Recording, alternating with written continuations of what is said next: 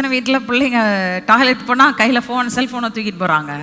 இது எல்லா வீட்டினுடைய கலை யதார்த்தம். ஒரு காலத்தில் நம்ம வாலிபர்கள் எல்லாம் கொண்டாந்து செல்ல அதில் போட்டுட்டு சபையில் உட்காந்துருப்பாங்க. இன்னைக்கு வாங்க முடியல. காரணம் என்னன்னா, நம்ம பிள்ளைங்களை சொல்லலை, பிள்ளைங்களை இன்னைக்கும் நான் கட்டில் போட்டுட்டு எல்லாம் கொண்டாந்து இங்கே வைக்கணும்னா வச்சிருவான். ஆனால் இன்னைக்கு பார்த்தீங்கன்னா அவன் வெளியில் ஓடுறான், வேலையை செய்கிறான். கோவிட் வந்துச்சோ இல்லையோ, நம்மளை பேப்பர்ல இருந்து என்ன மாத்திருச்சு, டிஜிட்டல் மீடியாவுக்கு மாத்திருச்சு நம்மள. இப்போ ஜெபிக்க வேண்டிய கடைசி ஜெபம் என்னன்னா, ஆண்டவரே இந்த டிஜிட்டல் வேர்ல்ட்ல எங்களை காப்பாற்றுங்க. உங்களுக்காகவும் உங்கள் பிள்ளைகளுக்காகவும். பிள்ளைகிட்ட ஆரம்பிச்சிச்சு, என்னத்தான் பார்க்கறான்னு பார்ப்போம், நம்ம வாங்கி பார்க்க ஆரம்பிச்சு இப்போ என்ன ஆயிடுச்சு, நம்மளும் பகல் பூரா இப்படியே தள்ளி தள்ளி தள்ளி. சிலருக்கு பார்த்தீங்கன்னா வரும், வந்துக்கிட்டே இருக்கும் மெசேஜ் அவங்கள்ட்ட இருந்து.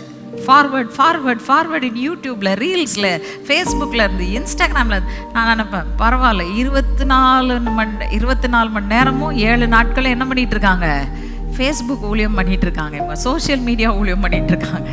காலம் பொல்லாததா இருக்கிறபடியினால் காலத்தை பிரயோஜனப்படுத்த அறிந்து கொள்ளுங்கள்.